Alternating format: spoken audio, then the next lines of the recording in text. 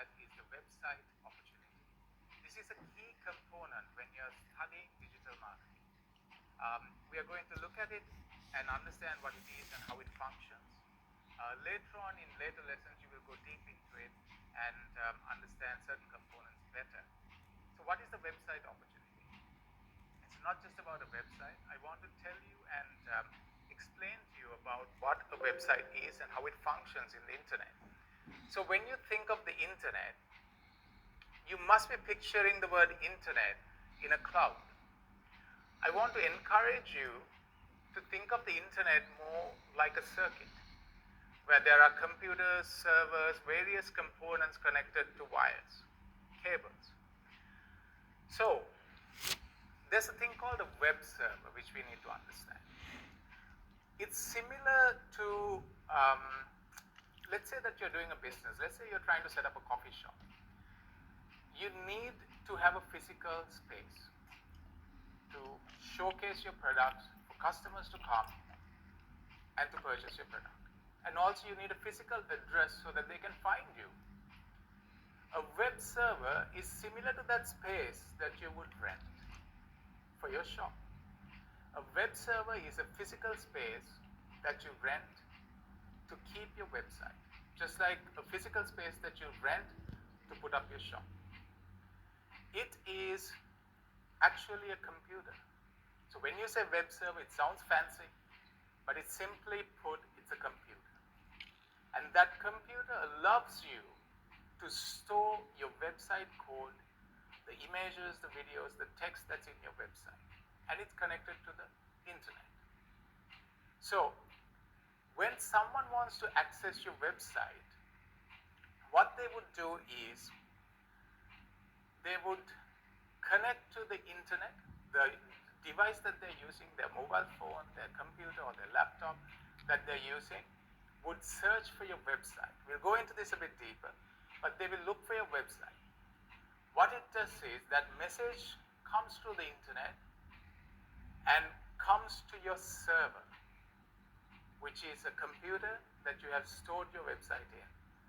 And that is the server that serves the information they're looking for, hence the name server, because it serves the information that someone is looking for. I hope that is clear. So you would have heard of something called a hosting fee.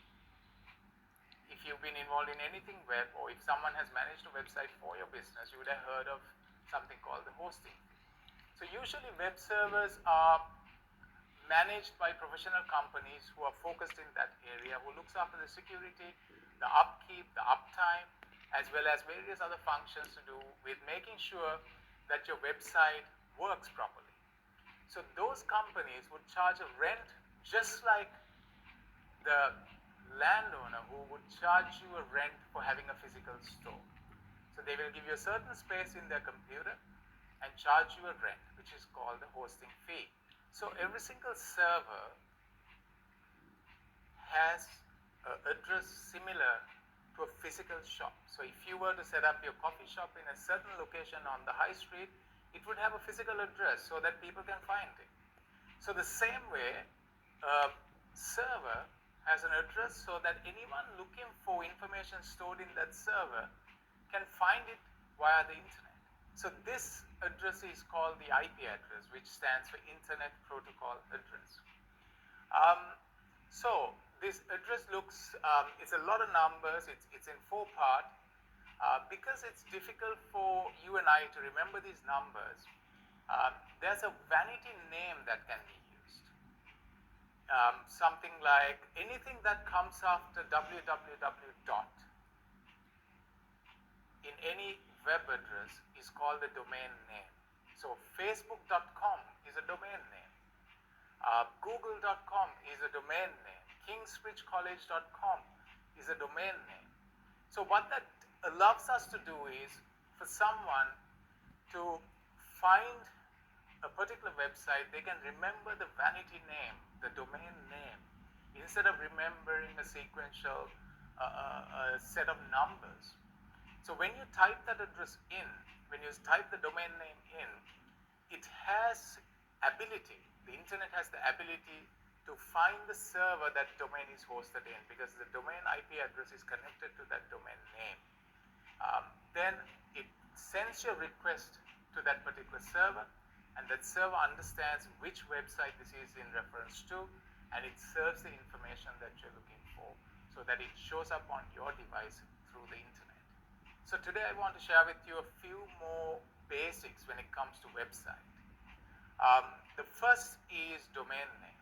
So when you're selecting a domain name, now that you know what a domain name is, when you're selecting a domain name, make sure that it's simple and it relates to your business and it's easy for people to remember, because it's almost like your brand name.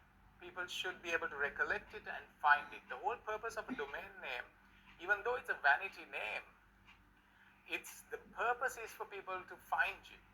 It's like your address. And the shorter the better when it comes to domain names, because the shorter it is, the easier for people to type it in, the less language skill they need to type in your domain name, and also it helps people remember it better. And it needs to be relevant to your industry, to your business, to what people are looking for when they're typing in your domain name. The home page, you probably know what this is. So simply put, when you have a website, the page that people land on when they type your domain in is your home page.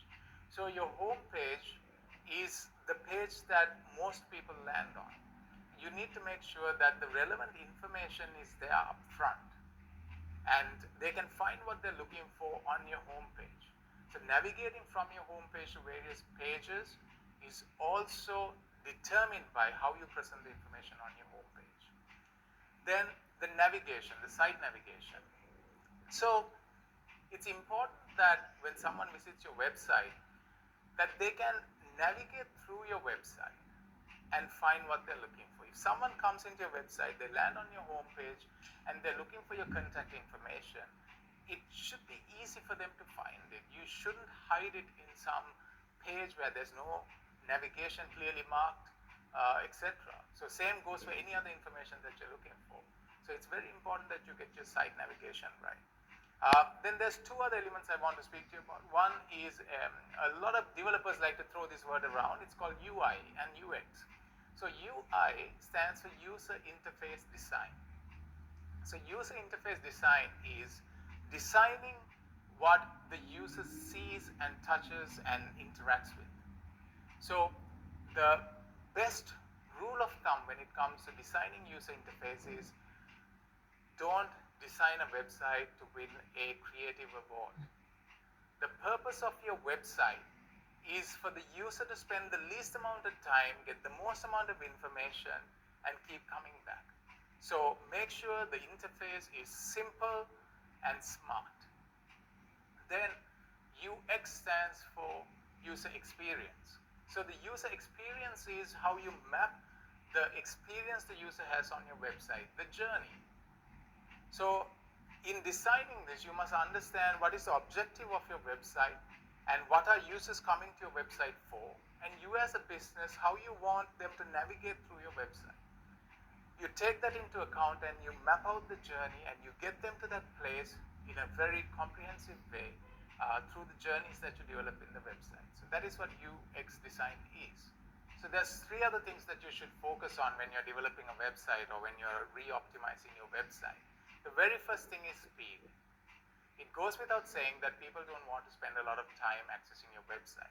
So make sure that when they type in your URL, your domain, or when they search for your website and when they find it and when they click it, your website loads very fast. Most people like to have a lot of video, a lot of rich content on their website, but by doing that, if it slows down the speed, sometimes it makes sense to sacrifice the web content, the rich content, and making sure your site loads fast. Most people log out of websites when they don't load in the first 2-3 seconds. So one of the most important priorities that you should have in your web design is that it loads fast. Speed is king. And the next one is 80, 90, even more percent of people access websites through their mobile device. Mobile device usage is growing rapidly. We are just on the verge of mass-scale 5G rollout, so which will increase the speeds, it will increase internet access. Smartphone usage is increasing rapidly, faster and far greater than other devices. So the web visits, the majority of web visits will happen from a mobile device. So when you approach developing a website, yes, we are used to, if any of you have developed a website, you'll know that most of us develop a website on a desktop or a laptop. Even though you do that, understand that your user is not going to be on a desktop. Your user is going to be on a mobile device. It might not be the most premium mobile device either. It could be a smaller screen. So when you're designing, especially your user interface and the user experience, so if it's the user interface, make sure that you design it for mobile first. That should be your priority, and then you see how you can translate that to desktop. This is called mobile first design. Even when it comes to your user experience journey, you need to give priority to your mobile experience.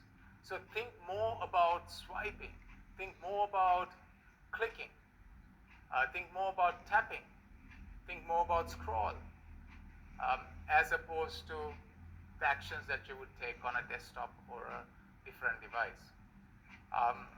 Then site content. Some of us, when we are approaching web, we like to put a lot of content in front. Things that we want to say about our business, every single thing our business has done. While that may be good and well, it's important to understand why the visitor is coming to your website and making sure you're putting relevant content. Now, example, let's say that you're in the business of selling an agricultural machine that dries a certain produce. Now, when a user comes to your website, what would they want to see?